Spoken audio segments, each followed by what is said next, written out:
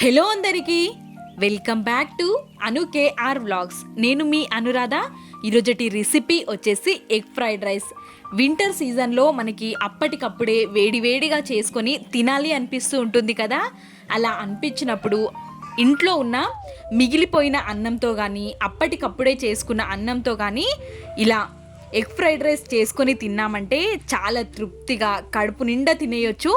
ఎక్కువ time taking కూడా ఏమీ ఉండదు కాబట్టి అప్పటికప్పుడే చేసుకునే ఈ ఎగ్ ఫ్రైడ్ రైస్ రెసిపీ మీకోసం ఈరోజు నేను షేర్ చేయబోతున్నాను మీతో.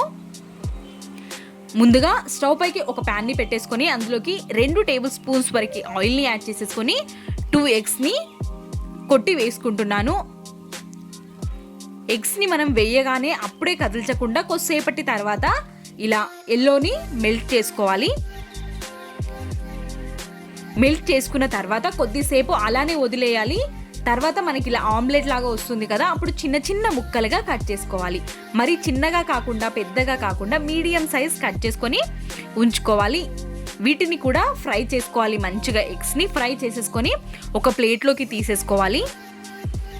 ఇప్పుడు అదే గిన్నెలోకి మనం ఇంకో 2 టేబుల్ స్పూన్స్ వరకు ఆయిల్ని యాడ్ చేసేసుకొని ఆనియన్ తరుగు, అదేవిధంగా మీ ఇంట్లో ఉన్న అన్ని వెజిటేబుల్స్ని మీరు యాడ్ చేసుకోవచ్చు. స్ప్రింగ్ ఆనియన్స్, ఒక చిన్న క్యారెట్ ముక్కని కట్ చేసుకొని తీసుకుంటున్నాను. ఈ ప్లేస్లో మీకు బీన్స్ కానీ క్యాప్సికమ్ ముక్కలు, క్యాబేజీ ఉన్నా కానీ యాడ్ చేసుకోవచ్చు.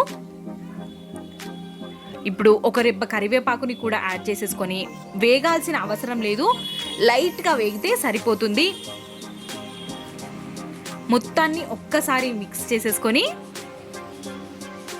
ఇప్పుడు మనం ఇందులోకి టేస్ట్కి సరిపడా కారం, కొంచెం ఒక చిటికెడు పసుపు, టేస్ట్కి సరిపడా ఉప్పుని కూడా యాడ్ చేసేసుకొని రైస్లో ఆల్రెడీ ఉంటుంది కాబట్టి చూసుకొని యాడ్ చేసుకోవాలి. ఒక 1/2 టేబుల్ స్పూన్ వరకు పెప్పర్ పౌడర్ని యాడ్ చేసుకుంటే బాగుంటుంది. ముందుగా ఫ్రై చేసి పెట్టుకున్న ఎగ్స్ని కూడా ఇక్కడ యాడ్ చేసేసుకోవాలి. ఇంకొంచెం మొత్తం కలిసే వరకు ఒక్కసారి మిక్స్ చేసుకుంటే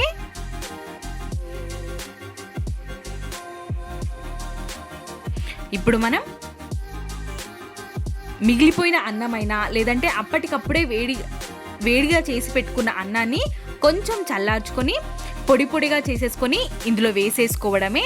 మొత్తాన్ని ఒక్కసారి మిక్స్ చేసేసుకొని మనం పెప్పర్ పౌడర్ యాడ్ చేయడం వల్ల వింటర్ సీజన్లో కానీ రైనీ సీజన్లో కానీ మనకి కోల్డ్ అవ్వకుండా ఉంటుంది. కోల్డ్ అయినా రిలీఫ్ని కలిగిస్తుంది.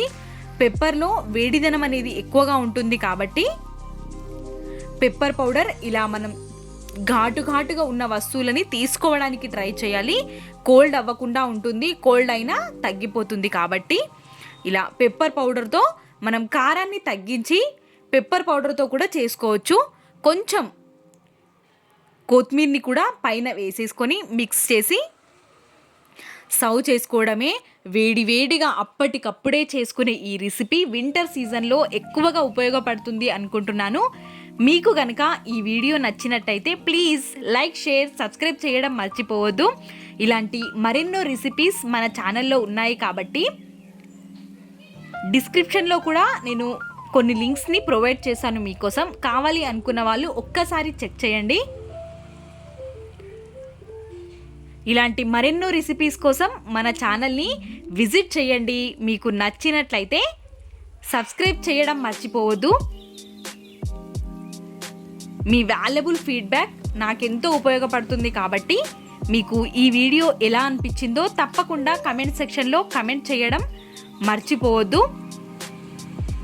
ఇలాంటి మరెన్నో రెసిపీస్తో ప్రతిరోజు మీ ముందుకి వస్తూనే ఉంటాను. Thanks for watching. Bye bye.